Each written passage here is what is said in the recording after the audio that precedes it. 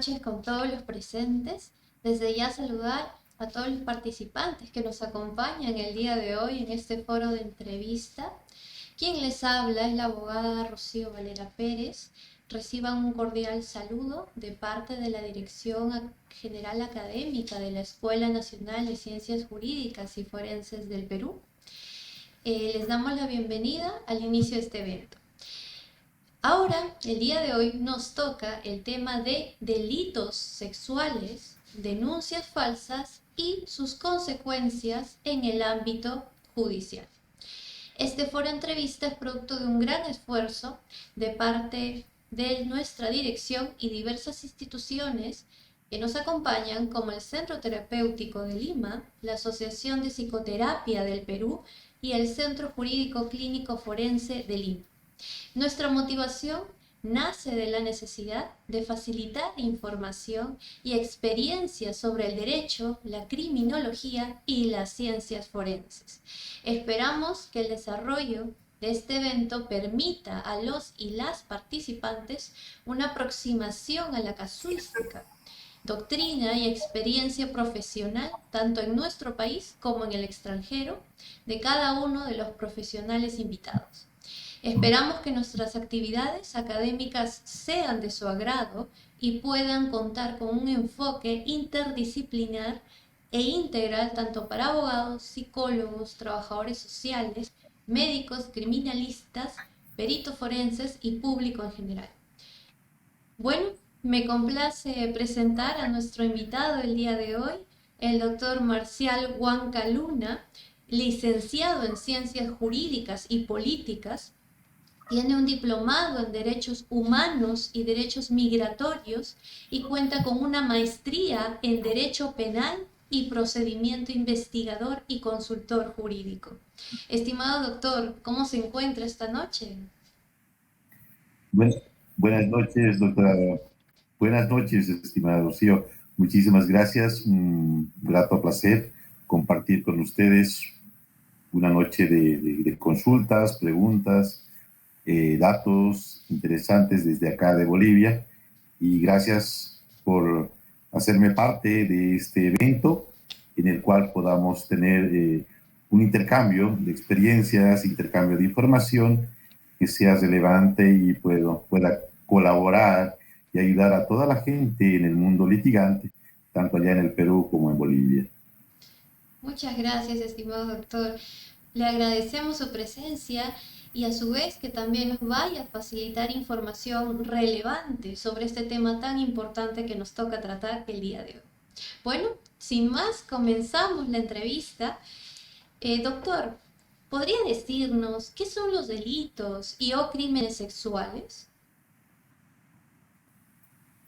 Mira, doctora, mire, los crímenes sexuales, como en todas las legislaciones y en todos los territorios a nivel mundial, son delitos degradantes, los más bajos que se puedan cometer a nivel de delito, y las legislaciones de todas las naciones van en busca de la sanción. Un crimen sexual está catalogado como una alteración, una manifestación opuesta a lo natural, un establecimiento de rompimiento de una relación, ya sea hombre-mujer, hombre-hombre, mujer-mujer, en este caso, cuando se tiene una disposición o una voluntad. ¿Qué quiere decir? El rompimiento natural de este comportamiento genera un crimen sexual. Cuando hay una persona que violenta este derecho al ejercicio sexual que tiene cada uno de los individuos, se comete un crimen.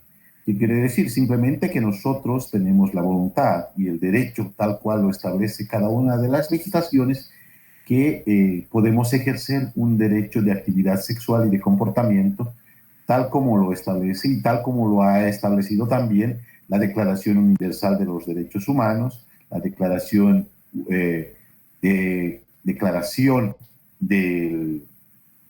San José de Costa Rica de los Derechos San José del Pacto de San José de Costa Rica, en el cual se establece evidentemente que nosotros tenemos una actividad sexual voluntaria, no negada, pero cuando se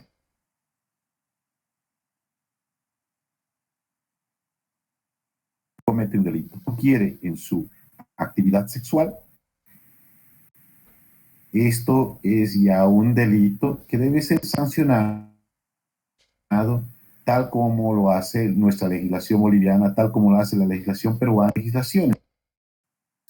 En Bolivia nosotros tenemos una legislación que está empezando a sancionar los delitos que antes no se estaba haciendo. Estamos recién con 15 años de una maduración de sanciones recientes, cuando otras legislaciones lo hicieron mucho más antes. Entonces, un crimen sexual siempre va a estar ceñido con la ley, pero sobre todo ceñido contra esa actividad voluntaria que tiene todo ser humano que va en contra de esto, ¿no? Es una voluntad, quien quiera practicar su libertad sexual, y si no lo hace voluntariamente se convierte en un delito. Cualquier acto que vaya contra la voluntad siempre va a estar sancionado por la legislación, ya sea del lugar o ya sea una legislación internacional. En este caso, por ejemplo, tenemos normativas internacionales, ¿no?, que sancionan. Y producto de estas normativas son, pues, a veces las sentencias, tales cuales como se ha establecido en la CIDH, ¿no? La CIDH saca sus resoluciones y sentencias que deben ser aplicables en las legislaciones que están suscritas a este ordenamiento de la OEA, ¿no? Interesante, doctor. ¿Nos podría comentar cómo en Bolivia se denuncia un delito sexual? Claro, en Bolivia, por ejemplo, tenemos nosotros las denuncias sexuales en Bolivia se hacen de acuerdo al tipo de delito que se haya cometido. Por ejemplo, los delitos cometidos contra menores de edad y adolescentes tienen una situación diferente a un delito que se haya cometido a personas ya adultas, ¿no? Adultas a partir de los 18 años, ¿no?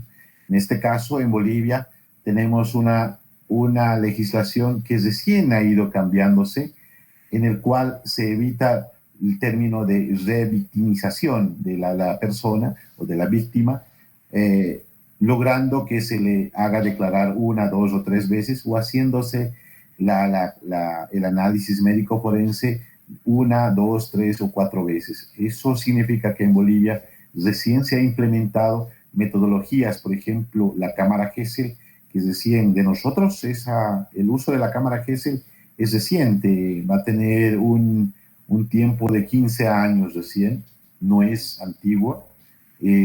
Anteriormente se hacía unas denuncias donde las cuales se tenía que tener a la participación en audiencia de juicio oral a la víctima, y esto ha generado muchos entredichos, ya sea en el ámbito jurídico y en las sanciones que ha venido desde la CIDH por este mismo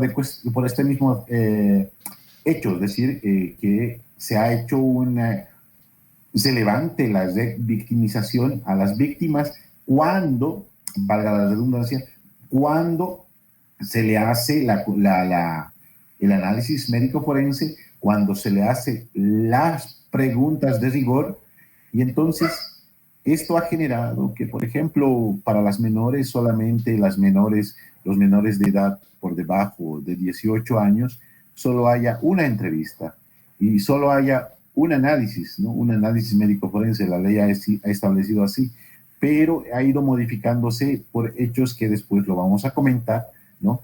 Se ha ido modificando y adecuando.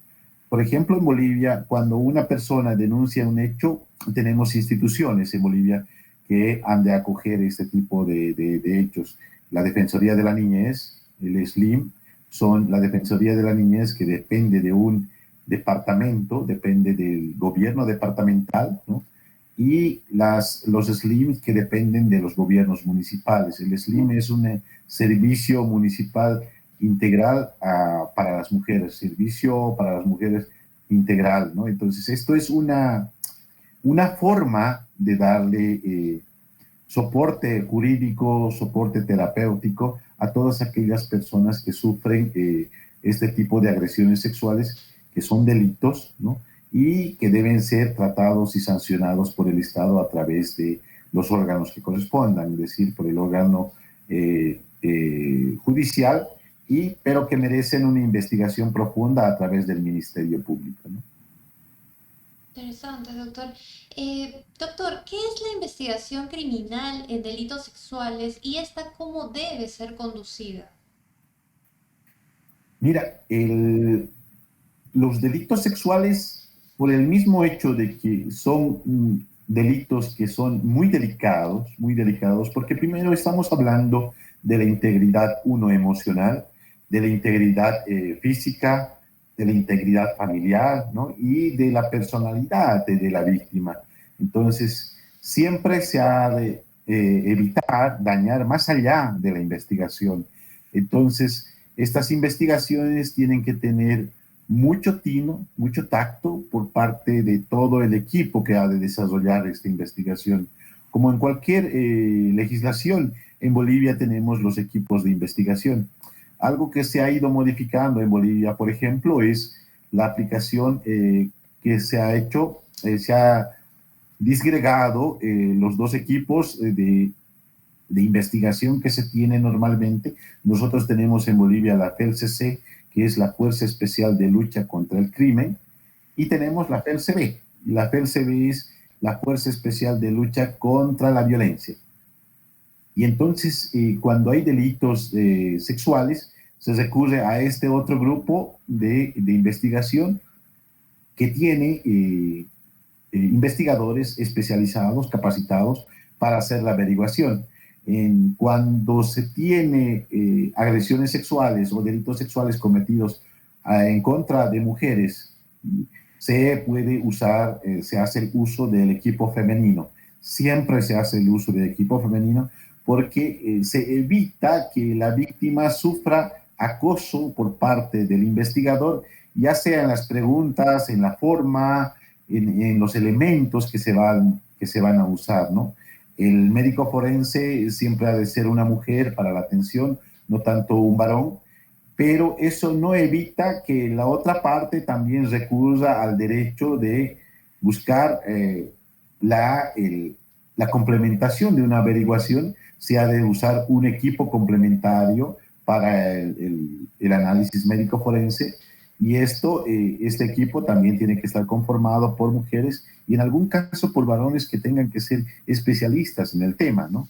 Entonces, se está dando mucho valor a la investigación que sean hechas por mujeres con el apoyo de algunos varones, pero sobre todo en hechos donde las mujeres no se sientan ya sea acosadas o se sientan intimidadas por los elementos masculinos que han de desarrollar el trabajo de averiguación, de consultas, de preguntas, de indagaciones, que al final tienen que hacerlas porque ese es su trabajo, pero al estar una persona del sexo opuesto o del mismo sexo que ha cometido el delito, las víctimas se encuentran a veces sometidas a una actitud de miedo, ¿no?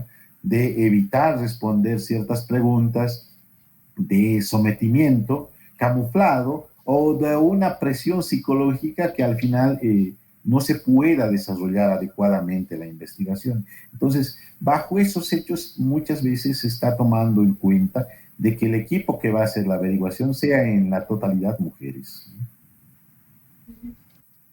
Doctor, tengo entendido que a veces esta herramienta está muy mal utilizada por algunas personas que buscan algún tipo de venganza. Entonces, ¿en Bolivia también se presentan denuncias falsas? Doctora, como en cualquier lugar, creo que eso sí ha sido, me ha tocado lamentablemente investigar muchos de estos elementos. Desde el 2016 yo que vengo buscando una investigación que ya va a salir a la luz, este trabajo investigativo de 7 años, con datos muy interesantes. Por ejemplo, se ha hecho averiguaciones de expedientes en los cuales se tienen procesos con sentencias basadas en procesos abreviados. Otro elemento también es que basados en que la misma médico forense que ha actuado en un determinado proceso actúa en la mayoría de los delitos que se ha ido investigando, en los cuales se duda de su capacidad intelectual, de su capacidad de discernimiento y su capacidad profesional para establecer un determinado delito, ¿no? Entonces, ¿qué ha sucedido? Que esta persona, que es parte del equipo que tiene que generar una información veraz, elocuente, profesional, que permita la averiguación de la verdad, emita una certificación errada a gusto de la víctima, a gusto de la parte acusadora. Y eso significa que ha de generarse una sentencia condenatoria a priori. O sea, se ha de modificar el comportamiento del órgano judicial. El juzgador va a estar sometido a un elemento casi comprometido para una inclinación en su resolución final. Entonces, nace una sentencia motivada por distintos factores, ¿no? Entonces, ahí nace lo que es que el uso de este tipo de delitos sea usado, por ejemplo, como un método extorsivo. Entonces, ya hemos encontrado, en algunos casos, elementos comunes en los procesos en los cuales, en la medida en que se solicita, se hace una investigación no tan profundo, simplemente se mantiene esa investigación de lejos, no se hace una averiguación cabal, se hace muy subjetivo y eso ha generado que se tengan sentencias dudosas. Y al final, dentro de la averiguación, se tengan sentencias ejecutoriadas que se necesitan ser investigadas, necesitan ser revisadas por el órgano judicial porque se ha cometido lesiones a los derechos y se ha sancionado a gente inocente. Entonces, en esa medida, las denuncias falsas han de generarse para poder hacer una especie de método extorsivo para conseguir algo más que no es la sanción de algún agresor, sino conseguir un bien diferente al que se está buscando con la averiguación de este tipo de delitos, ¿no? Doctor, ¿cómo debería valorarse el testimonio de una presunta víctima en el ámbito judicial? En el ámbito judicial, los testimonios en Bolivia se ha ido modificando. Por ejemplo, no sé, antes en Bolivia lo que teníamos era que la víctima tenía que participar en los juicios orales necesariamente. Antes de la creación de la Cámara GESEL, que se ha implementado recientemente, las víctimas tenían que participar en el proceso con su declaración, sean estos niños, niñas o adolescentes, o personas adultas que hayan sido víctimas de productos de delitos sexuales, ¿no? Es decir, víctimas sexuales que necesitan contar su verdad. Entonces, una implementación reciente ha sido lo que se llama la declaración anticipada, ¿no? Una declaración anticipada en nuestro ordenamiento jurídico se hace en la etapa investigativa, en la etapa preparatoria, donde participa el juez investigador y la fiscalía, las partes, para poder tener una declaración anticipada y esta declaración se pueda llevar a juicio y no así a la víctima. La víctima desde ese momento deja de participar físicamente y se hace valer esta declaración y se la judicializa en juicio oral para que sea juzgado, ¿no? El perpetrador, que sea juzgado, el criminal que ha cometido este delito, y evidentemente se tiene que hacer con métodos científicos adecuados. Entonces, la persona que ha de tomar las entrevistas, la persona, el investigador que ha de recabar esta información, tiene que usar metodología adecuada, no intimidatoria, no puede usar métodos muy antiguos, tiene que usar metodología que permita averiguar la verdad y que las declaraciones no estén copadas de entredichos, de situaciones nada claros, confusos, o que no permitan averiguar la verdad. Entonces, cuando la víctima hace una declaración, a veces se contradice o en todo caso trata de sacársele hechos que no vienen al caso y esto ha de contaminar la averiguación. Entonces, lo que se ha buscado en la averiguación de este tipo de delitos es usar metodología que los mismos científicos, los mismos, perdón, en este caso, los mismos psicólogos, ¿no? Terapéuticos, analistas, clínicos, recomiendan, es decir, usar metodología terapéutica, psicología terapéutica, que le permita ablandarse a la víctima, desarrollar un ambiente mucho más ameno para poder contar todos los hechos si es que los ha cometido, ¿no? Si es que todos los hechos en los cuales ha sido sometido en este tipo de delitos. Ahora, cuando hay una denuncia falsa, esta metodología tiene que darnos un ápice de buscar la verdad. Entonces, esta metodología también tiene que estar rodeada de elementos que nos permitan descubrir. Muchas veces no se tiene este comportamiento adecuado de los investigadores, pero con la ayuda de la psicología se está yendo ahora a modificar los elementos de investigación que nos permitan encontrar la verdad de sus declaraciones. Quierase o no, en todos este tipo de delitos, en todos estos tipos de delitos, siempre se tiene el informe psicológico y este informe psicológico ha de ser muy contundente para poder seguir que la averiguación sea cierta o no sea cierta, porque entiéndase que en las recomendaciones de los psicólogos siempre en la parte final dice que esta información es creíble o no creíble, nada creíble, creíble en un tanto o en un tanto no.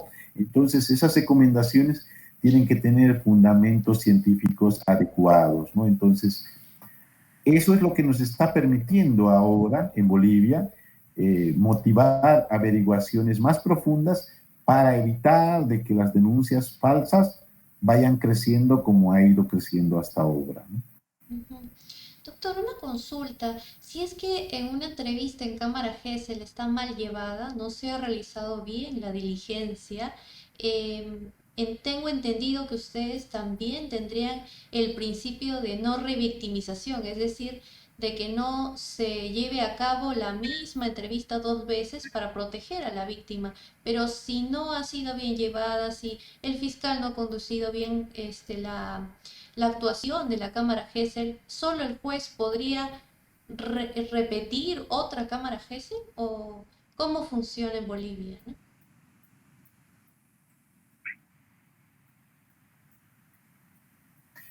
En Bolivia tenemos algo que nos permite adecuar este tipo de averiguaciones.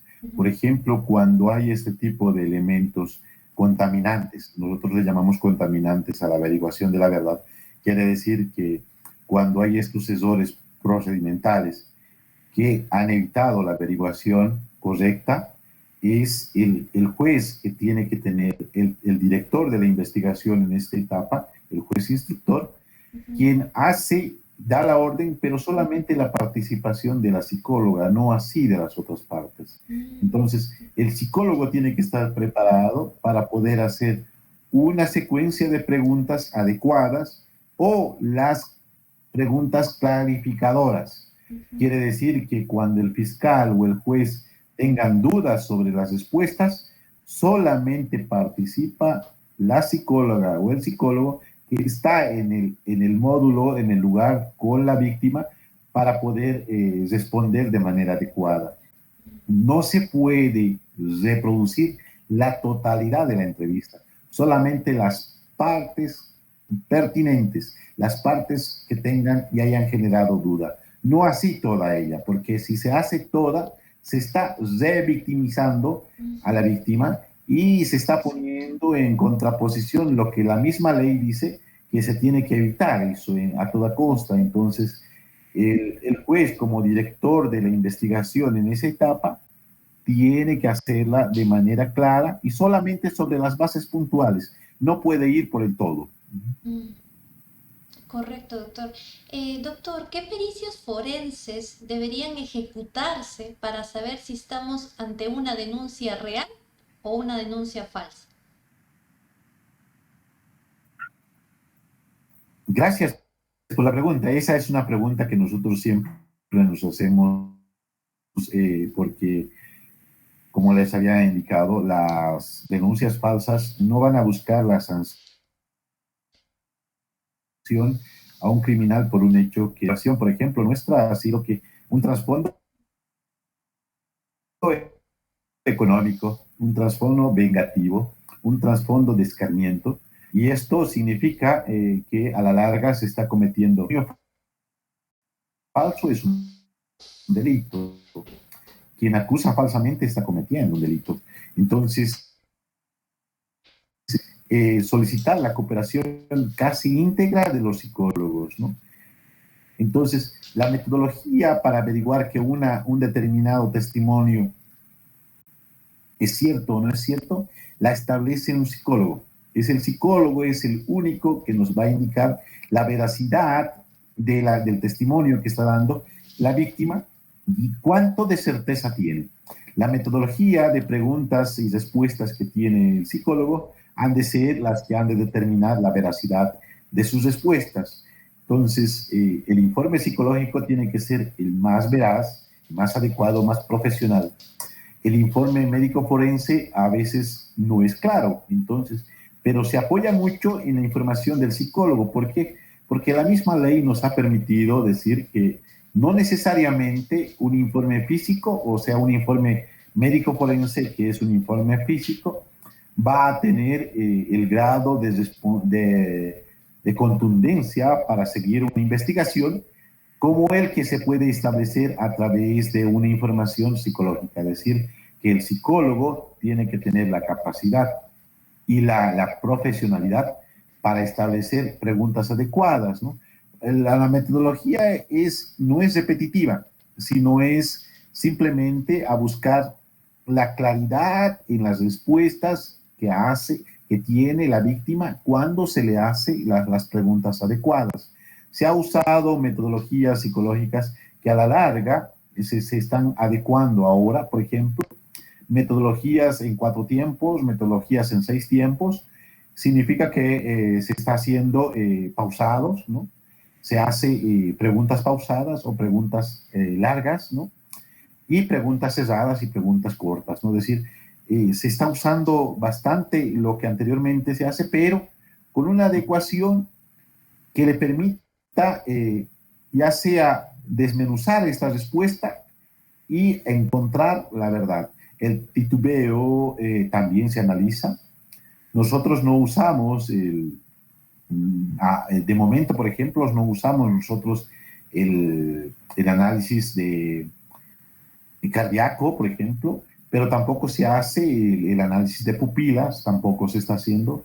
Simplemente se está haciendo el análisis de movimientos corporales, se está haciendo el análisis de gestos, gesticulaciones, se está haciendo el análisis grafológico de la víctima, se está haciendo el análisis también de las respuestas repetitivas. Entonces, se está usando bastantes elementos que nos permitan descartar que una denuncia, hasta el momento en que se lleva adelante la investigación, sea pues falsa o sea correcta.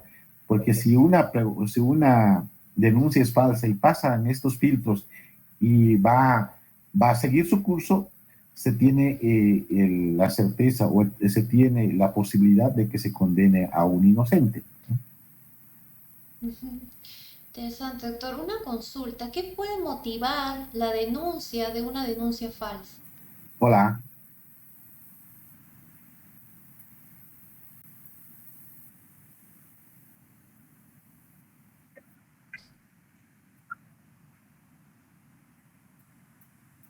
Motivaciones hay varias.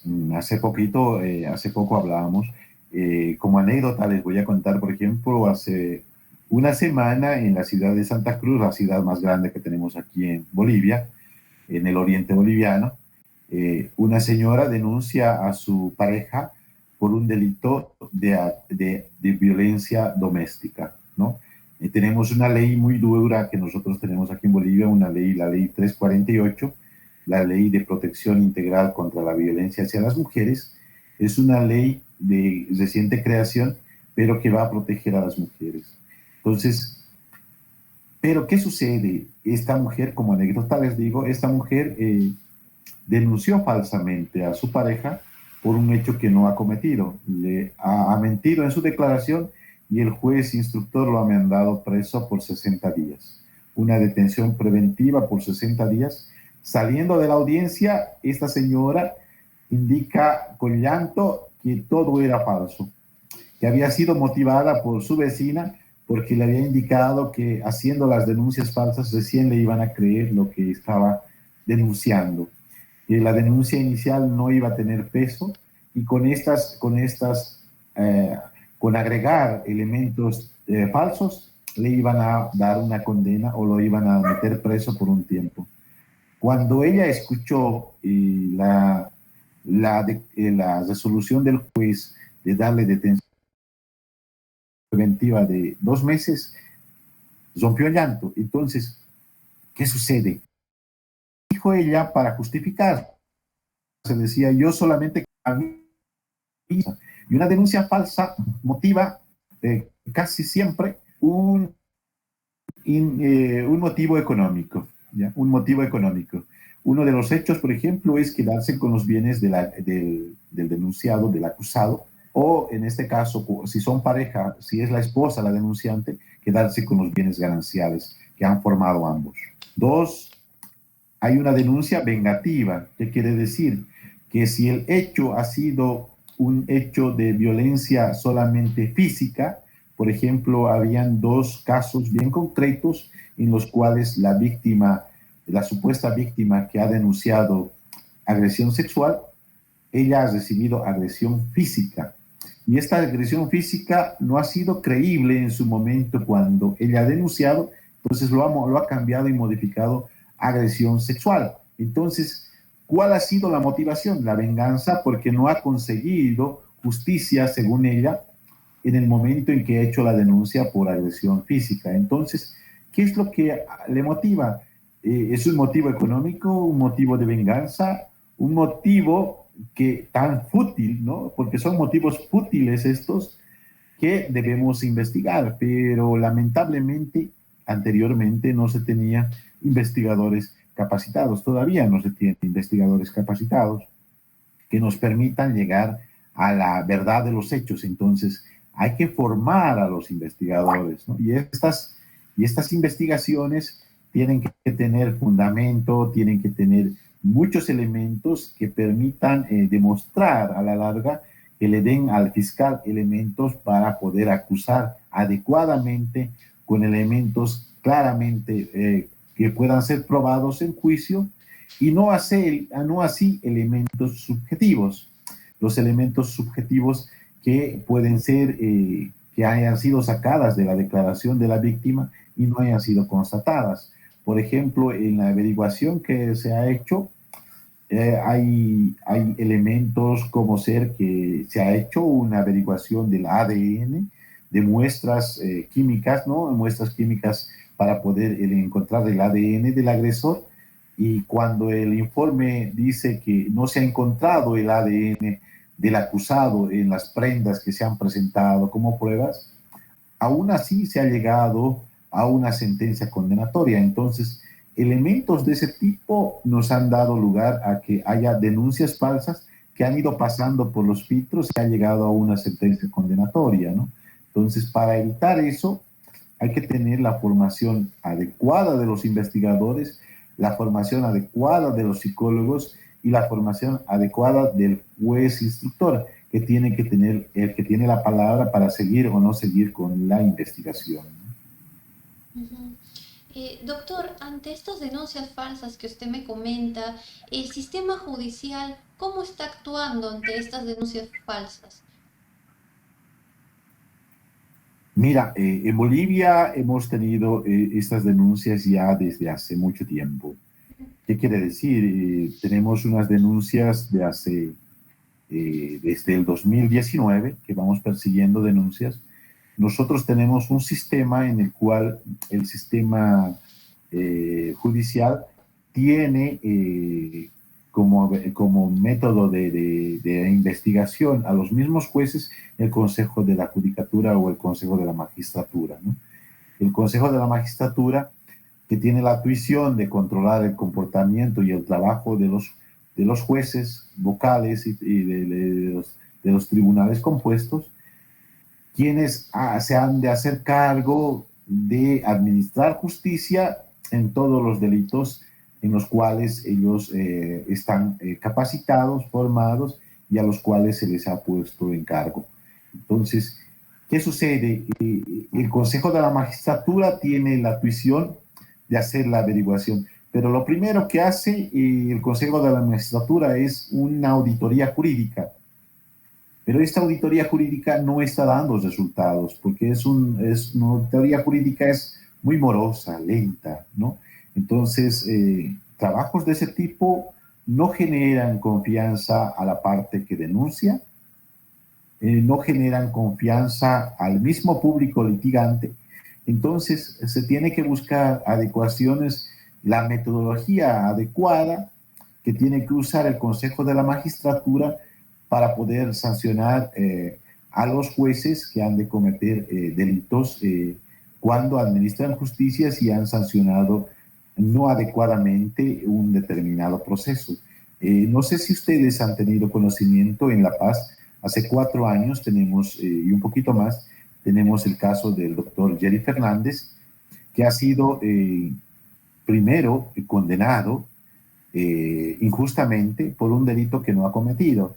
Se le ha acusado de haber violado como médico de un centro hospitalario a un niño de casi 1 año, ¿no? Entonces, que ha llegado a cuidados de ahí del hospital y le han acusado de violación. Cuando en la realidad ese bebé vino con unos traumas desde el origen de donde le enviaron, o sea, traumas físicos impartidos por otra persona y no así por este médico. ¿Y cómo se dieron cuenta? Fue la misma declaración de esta juez. Lamentablemente la juez ha sido procesada, pero ha sido absuelta. Entonces, la juez ha comentado que evidentemente se ha sancionado a un inocente y esta juez ha sido procesada por estos hechos, pero ha sido sancionada casi administrativamente con sanciones tan livianas que no han sido ejemplarizadoras como para que otros jueces no vuelvan a cometer este tipo de hechos. Entonces, necesitamos cambiar. En Bolivia necesitamos cambiar estos elementos investigativos para que los jueces, que son administradores de justicia, puedan actuar de manera correcta, de manera adecuada y tal cual como dice la justicia, tienen que tener probidad, ¿no? Integridad y objetividad. Doctor, ante el caso que usted me comenta, entonces, ¿cuáles serían estas consecuencias judiciales de los sentenciados falsamente? Muchas veces en Bolivia, dime. Ah, sí, perdón. ¿Cuáles son las consecuencias judiciales de los sentenciados falsamente? Como sabemos, en el ámbito jurídico, toda sentencia genera jurisprudencia. Ujú. Una sentencia que ha de pasar por todas las instancias.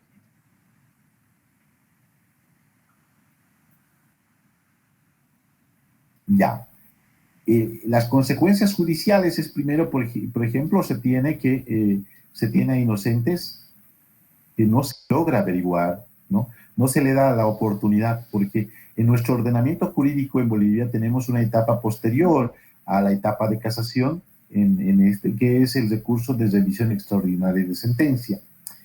Este último recurso extraordinario, que no tiene límites de interposición, porque puede interponer 1, 2, 3, 4, 5 veces, nos dice que tiene que ser basados en elementos nuevos o en elementos de un proceso siguiente al proceso que le ha impuesto esta condena, procesos que hayan demostrado que ese hecho no haya sido atribuido a la persona acusada injustamente.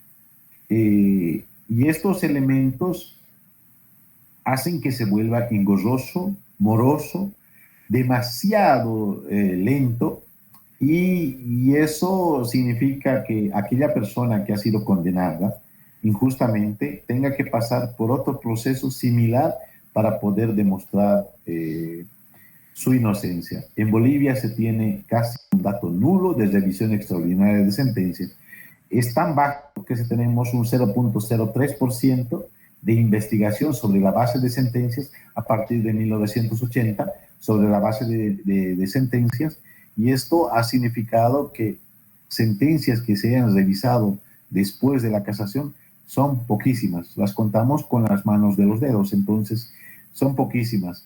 Entonces hay que modificar, para nosotros es un trabajo ahora, modificar la metodología de la legislación nuestra, añadir nuevos elementos para que una revisión extraordinaria de sentencia sea lo más rápido posible para devolverle a aquella persona que está indicando que ha sido sentenciado injustamente, para devolverle la libertad de manera adecuada, restituirle sus garantías constitucionales, devolverle a la sociedad a una persona que ha sido injustamente condenada. Entonces, la única metodología que existe ahora es la revisión extraordinaria de sentencia.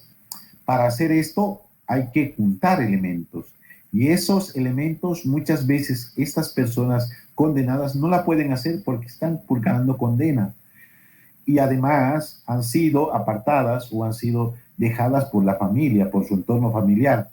Y al encontrarse solos, difícilmente pueden hacer el seguimiento de una revisión extraordinaria. Son pocos los elementos, sean grupos sociales humanos o ya sean grupos jurídicos independientes, que le han de dar soporte jurídico a estas personas para hacer la averiguación o darle la oportunidad de una revisión extraordinaria de sentencia. Actualmente nosotros estamos planteando 6 revisiones extraordinarias de sentencias para poderles dar claridad en este tipo de hechos, porque hemos encontrado ya declaraciones de estas víctimas, que supuestas víctimas que han declarado anteriormente, que han cometido, que han sido víctimas de agresiones sexuales, que ahora, ya siendo adultas, declaran que habían mentido por manipulaciones. Entonces, la manipulación para poder generar una sentencia condenatoria también es un elemento que se ha ido encontrando a lo largo de esta investigación. Manipulación de los menores para poder tener sentencias condenatorias favorables, ¿no?, de acuerdo al interés de los acusadores. Una consulta, si bien es cierto, usted ha indicado que para evitar este tipo de denuncias falsas es mejor capacitar a los investigadores, y a su vez también el tiempo no debe ser tan largo, sino corto. Entonces, bajo esos comentarios de usted, ¿qué otras mejoras deberían darse para que no se den estos casos en la administración de justicia? Bueno, para evitar las denuncias falsas, tener un filtro mucho más adecuado, hemos indicado que es una capacitación, pero también había indicado que precisamente en Bolivia, por ejemplo, se ha creado la metodología de los 3 fiscales, ¿no? Los 3 fiscales, que significa, tenemos una fiscalía que ha ido adecuándose de manera rápida en el tiempo, y ahora tenemos una fiscalía, ¿no?, un ministerio público que ha implementado los 3 fiscales: el fiscal analista, el fiscal investigador y el fiscal litigante, ¿no? Entonces, estos 3 fiscales han de participar en la presentación de cualquier denuncia penal pública, ¿no? Es decir, cuando hay un tipo penal, una persecución, un delito, ha de pasar por estos 3 fiscales. La culminación siempre ha de ser con el fiscal litigante, pero el primer filtro es el fiscal analista. Entonces, la capacidad de discernimiento que tiene que tener el fiscal analista tiene que ser grande. Objetividad, tiene que tener claridad, tiene que tener elementos muy, muy adecuados, ¿no?, una personalidad cabal, difícilmente corrompible, porque es el primer filtro para que una determinada denuncia prosiga con la investigación. Porque quierase o no, una denuncia que pasa de este filtro y se introduce de manera inadecuada es un costo en dinero para el Estado.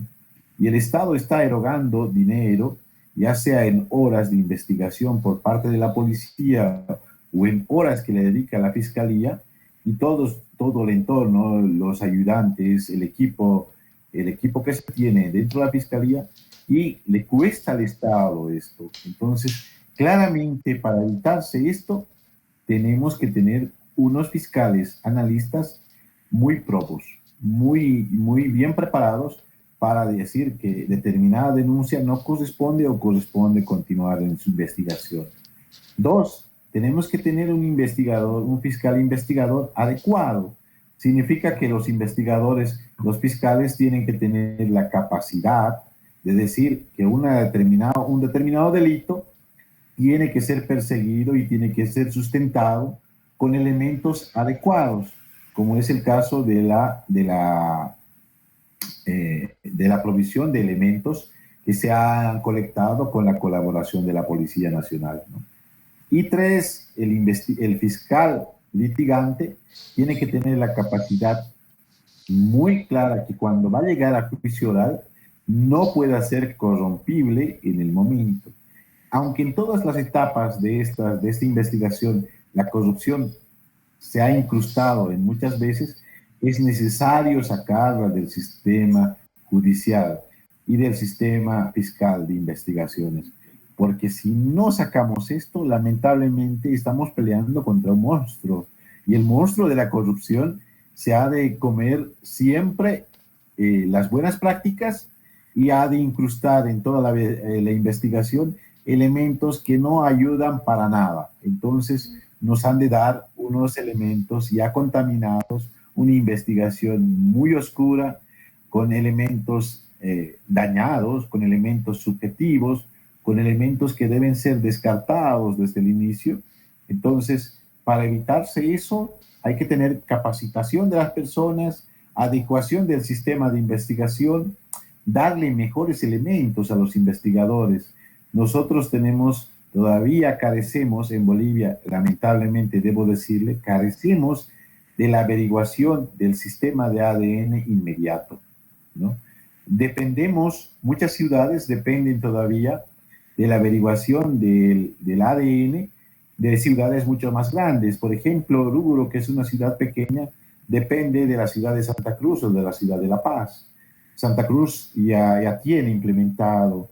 Sucre, que es una ciudad también al sur de Bolivia, la capital de Bolivia, depende de Santa Cruz para poder tener esta averiguación. Entonces, tenemos que darle elementos a la Policía Nacional, a todo el sistema del IDIF, ¿no? El IDIF para nosotros es el Instituto de Investigaciones Forenses, a través del cual se ha de hacer la averiguación de todos los elementos que se colecten, ya sean indumentarias, prendas, huellas, tenemos documentos, tenemos audios, videos. Entonces, el IDIF se encarga con todos sus departamentos averiguar que esos elementos constituyen prueba suficiente para llevar adelante un determinado proceso.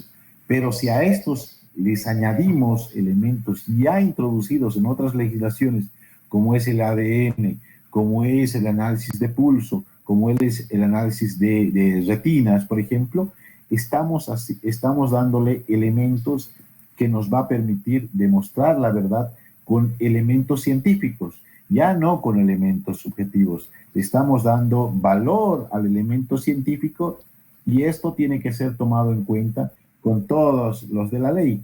Y eso a la larga Bolivia tiene que asumir como un reto e introducirlo en su metodología de investigación.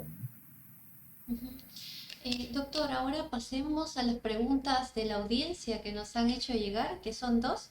A ver, nos preguntan, ¿qué valor tiene la declaración de los testigos e informes periciales que se corrobora con otros medios probatorios?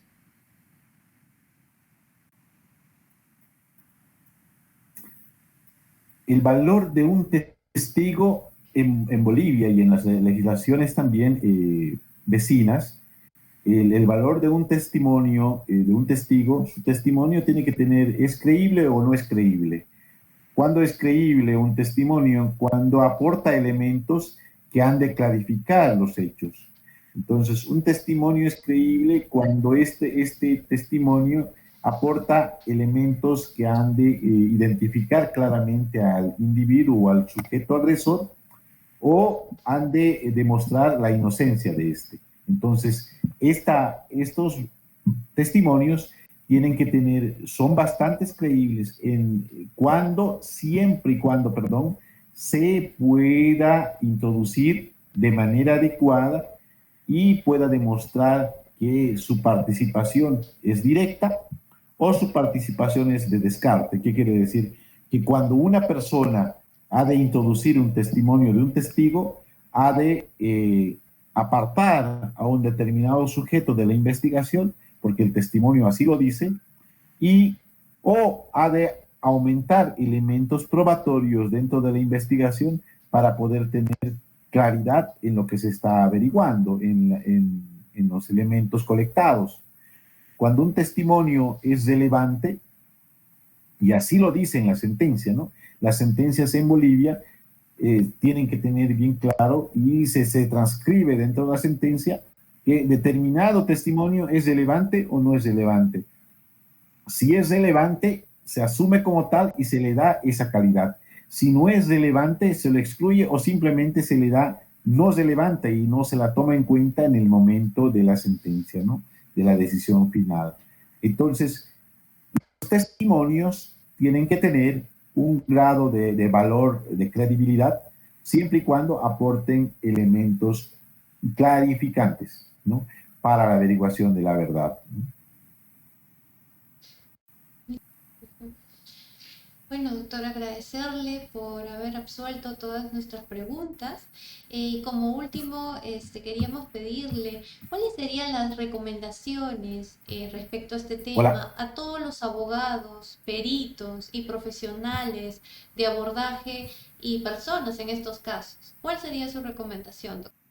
Mira, las recomendaciones a todo el personal que participa en este tipo de averiguaciones, de este tipo de delitos de agresiones sexuales, eh, tienen que tener una capacidad amplia,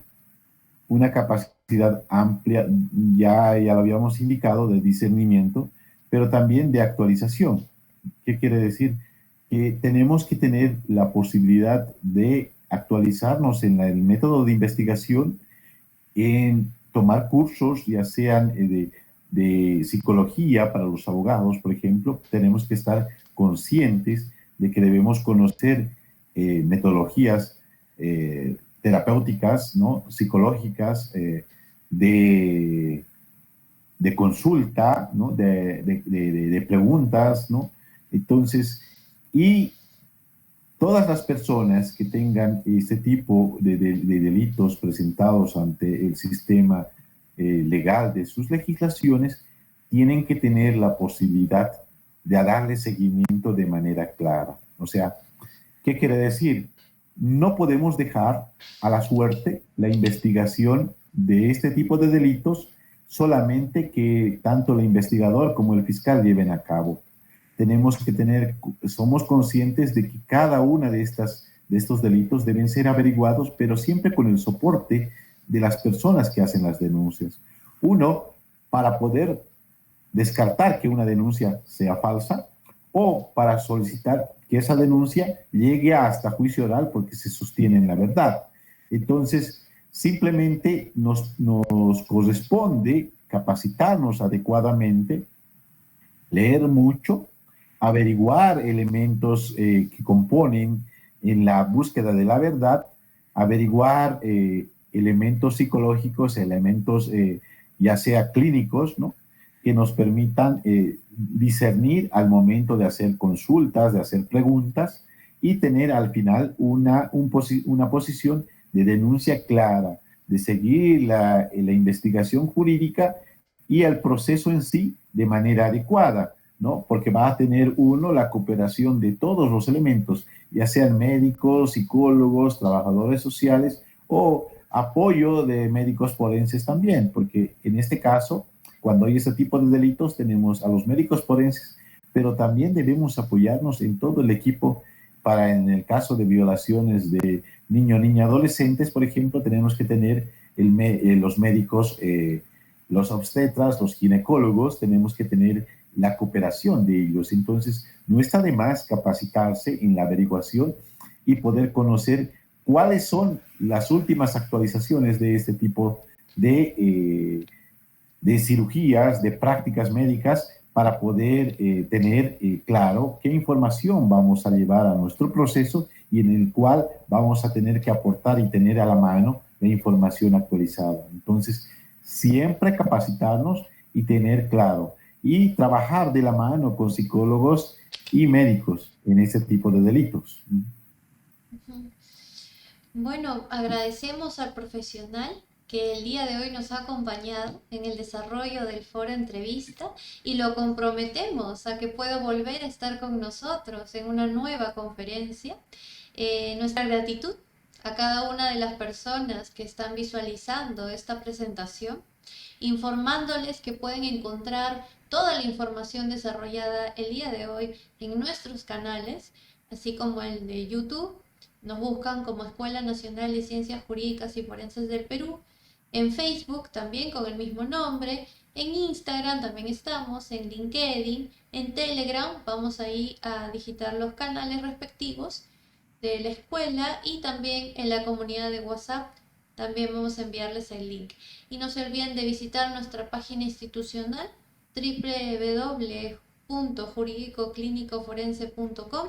Recuerden que nosotros brindamos servicios a nivel legal, psicológico y forense, y a su vez dictamos cursos de especialización, diplomados, congresos, seminarios y foros. Doctor, sus palabras finales y cómo ponernos en contacto con usted. Muchísimas gracias a todos, gracias por la invitación, gracias por ese tiempo de compartir con ustedes. Es una alegría saber que podemos intercambiar experiencias, intercambiar elementos académicos que nos llevan a este tipo de debates, a este tipo de entrevistas en los cuales podemos aportar con un granito de arena, ¿no? Pueden encontrarme a mí como Marcial Huanca Luna en Twitter, en Facebook, en Instagram y también en Linktree, ¿no? Entonces, yo estoy allí para cualquier consulta, cualquier pregunta que puedan hacerle. Y bueno, el WhatsApp que también está allá y se las voy a compartir. El teléfono es el 591 6396 2515, al cual a nivel Bolivia me pueden encontrar o desde cualquier punto del planeta también pueden escribir. Muchas gracias, doctor. Nos despedimos por parte de la Dirección General Académica de la Escuela Nacional de Ciencias Jurídicas y Forenses del Perú. Estuvo con ustedes el doctor Marcial Huanca Luna y mi persona, Rocío Valera Pérez, abogada especializada en familia. Nos encontraremos en otra oportunidad. Saludos cordiales a todos. Hasta luego.